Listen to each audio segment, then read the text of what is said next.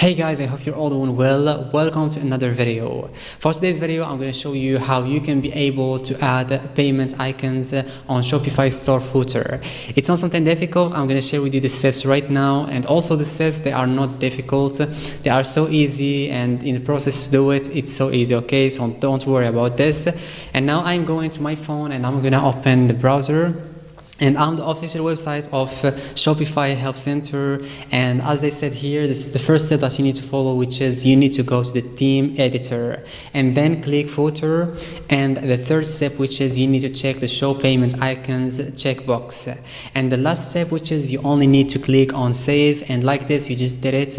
You just added payment icons on Shopify store footer. So that's it, guys. This was the video. I hope it was useful to you. If it was, don't forget to like, subscribe to the channel, and turn on the notification bell so you don't miss any video I post in future, and see you in the next video. Thanks for watching.